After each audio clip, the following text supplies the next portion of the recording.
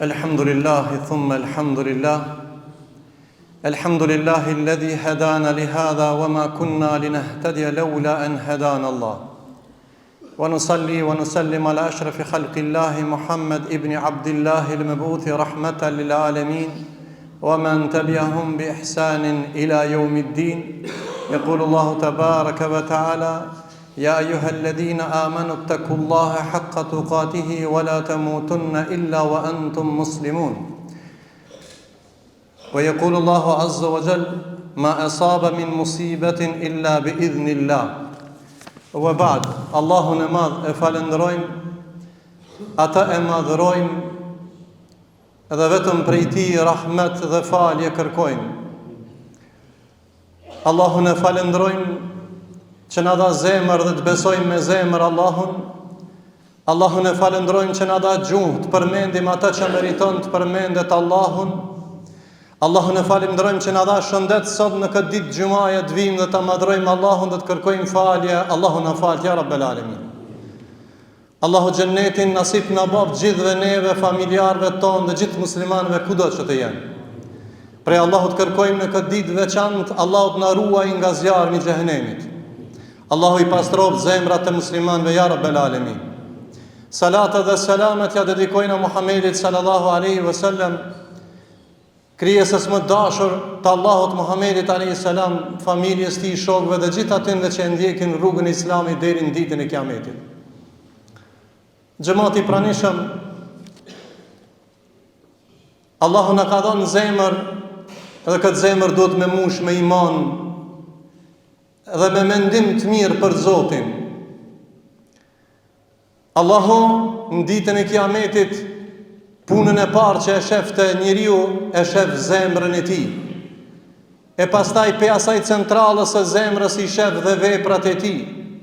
Allahu nuk shiqon format e juaja, por Allahu shiqon zemrën dhe veprën e juaj. Mesazhi i hutbës është sot: mos u gëzo për fatkeqësinë e vllaut tant, dostit tant, shokut tant. Në shoqërinë që jeton, mos ju gëzo fatkeqësive të tjerëve që i ndodh paskujt në botë. Dhe një prej smundjeve aktuale që dita ditës po smuhen shumë zemra të njerëzve, se zemra është sikur një enë. Nëse e mbush me dashuri, s'ka vend për urrejtje. Por nëse e mbush me kufër, me zullum, por dhe me urrejtje, atë nuk ka vend për dashuri në zemrën tënde. Është enë, me çka ta mbush. Ka njerëz, ka një smundje të zemrës që nuk shihet me sy, po shkatron iman, e shkatron ardhmërinë tënde, e shkatron jetën tënde, e shkatron varrin tënd, e shkatron xhenetin tënd, kur ti i gëzohesh fatkeqësive të shokëve tu dhe dashamirëve tu. Është smundje e urrejtjes, është smundje që ti gëzohesh për fatin e keq që i ndodh atyve dhe gëzohesh në musibetet e të tjerëve. Kjo është njeriu i smut, që ka zemrën që nuk ka rahmet, zemër që nuk ka shpresë, është zemër e shkatëruar që nuk ka dashuri as në Allah e as në krijes. Thot pejgamberi sallallahu alaihi wasallam: mos shfaq gëzimin për fatkeqësinë e vllaut tënd, sepse Allahu mund të mëshiroj ata dhe më ta kthy dhe më të sprovu ty. Shumë njerëz janë sprovu dhe Allahu për një sprovës i ka ndëru me mirësi, e ata që ju ngëzu për sprovën atyre, Allahu ja u ka ndëru venin atyre, i ka sprovu. Ne jetojmë në jetën e sprovave të ndryshëm, edhe këtë arsye përmendi sot për shkak disa islamofobëve, për shkak disa njerëzve të smut, ndodh sot mediat e bëjnë të vetën, edhe një lajm, një incident më ndodh, krit bota e merr vesh se në filan venin ka ndodhur një ndodhi. Është therr, është vrarë një njeri hoxh në Kosovë dhe krit dynjaja dikush thot mirë ja kanë bë. Ai qetri mirë ja kanë bë. Kjo është njeri smut që ka mendon dhe flet kështu. Ti smut që ka i shpërndan këtë lajme edhe shka gëzohesh me kësi lajme. Prandaj, porosien nuk e kam të ndodhia, E kam mesazhin, mos ju gëzo se nesër ti sprovohesh. Mos u mashtro me shnetin tanë, se ti sot moment e ki shnetin, masane nuk e ki. Mos u mashtro me pasurien, për 10 minuta vërshimi ta merr mallin me një herë, për 1 minutë ta përbin toka sikur Karuni që ja ka përbin krejt tokë, këtë pasurien. Mos u mashtro dhe me pozitën e lartë, se sot ki pozit minister, sot ki pozit lartë, e nesër mas dhere qaqe, e ma vonë ndashta dhe në burg, e ma vonë hinë varë, e ma sa ne shkon dhe në gjëhnem, se zemrën e ke pas smur. Sot hec me kam të tua, po mos harose ndashta mas dite me kolis të bajna deri të spitali. Ama mos harose edhe mas spitalit me njëherë ndashta dhe në tabut hypmi. Mos u gëzo se ndashta ti e pjesë e kësajna. O vëlla jem, kujdes zemrën tënde nga këto smundje që shkatërrojnë ardhmërinë tënde. Sot buzqesh me familjen tënde, kënaqesh me evlat të tu. Ndërsa ti gëzohesh me trishtimin e familjarëve tjerë, por Allahu e rrotllon këtë gjendje.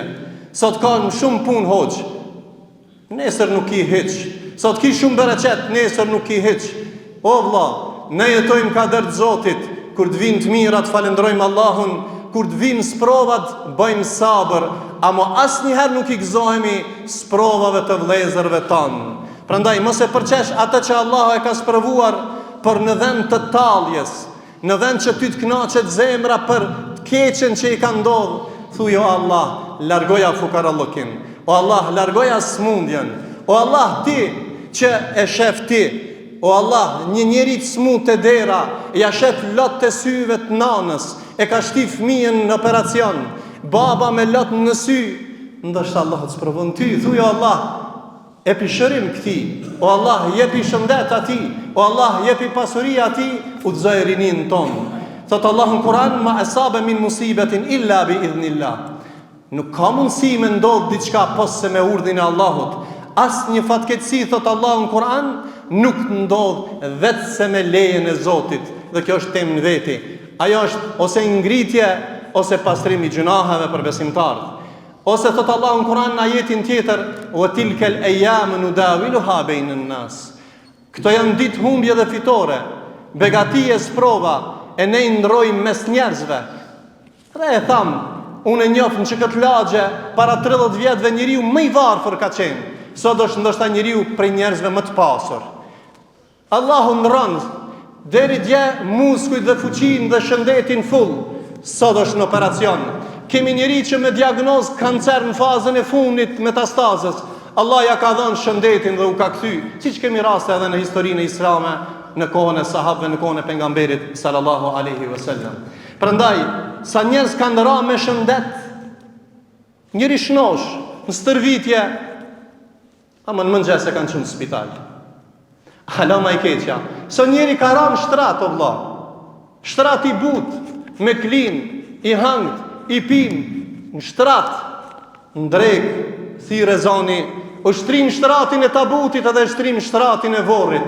Mos ju gëzo të tjerëve me fatkeqësi, po ban dua për te. Prandaj kur shohish një të sprovuar, mos e nënshma dhe mos ju gëzo, për thuaj elhamdulillahi alladhi afani mimma ibtala fihi wa faddalana ala alalamin. Falendrimi takon Allahut që mu nuk më ka sprovuar me atë çka e ka sprovuar atë. O Allah, lehtësoja atij. O Allah, udhëzoje, shëroje dhe ashtu me radhë. Mos harroni, sot i vizitojmë smurit, nesër na viziton neve dikush. Sot jep gajret dikujt, nesër t'jep ty dikush. Dhe po e përfundoj me përfundimin shembullin më të mirë të një burri, të një pejgamberit Zotit, të një djaloshi të mirë, që Allahu përmend në sure për Jusufin alayhis salam. Jo një par dur, shumë dur të vëllezërve të tij, e përgjakën dhe e shtinën në bunar. E pas një kohë, gjithë që ta kishin nevojë për miell. Edhe shkuën te Jusufi alayhis salam, nuk e dishin që e kishin vëlla. Këtë që ata durt me gjak, me durt e veta, gjithë dhe durt e vëllezërve të tij i dha miell, i dha ushqim. Edhe tha, la tatriba aleikum, yaghfirullahu lakum. Sot nuk ka çortim për ju, Allah ju falt. Kështu mendon besimtari. Në bunar, i përgjakur, ama këhi ishte djaloshi i bukur, Inna narake minal muhsinin. Ty o Jusuf të pam prej të mirëve. 5 herë në Kur'an Allahu përmend në suret Jusuf për Jusufin a.s. Bëno i mirë si për Jusufin. Falë, mendo mirë, mos mendo keq. Kur sprovohet dikush s'ka punë, thoj Allah jepi bereqet. S'ka shnet, o Allah jepi shnet. Ka telashe, o Allah jepi zgjidhje. S'ka udhëzim, o Allah udhëzoje. S'vjen xhami, thuj, o Allah bën një nasip me arë në xhami. E lusim Allahun e madh me emrat e bukur ti dhe cilësitë e ti të larta, që Allahu t'i ruan zemrat tona nga kjo smundje, mos të mendojmë keq për njëri tjetrin. Të mendojmë të mirë, të flasim mirë dhe të veprojmë mirë, se kjo është feja jonë. Sot jemi, nesër s'jemi, nesër janë xhennet, janë xhenem. Allahu nasip na bab jannatul firdausin. Aqulu qawli hadha wastaghfirullahi li wa lakum lisa'il muslimin fastaghfiruhu innahu al-ghafurur rahim.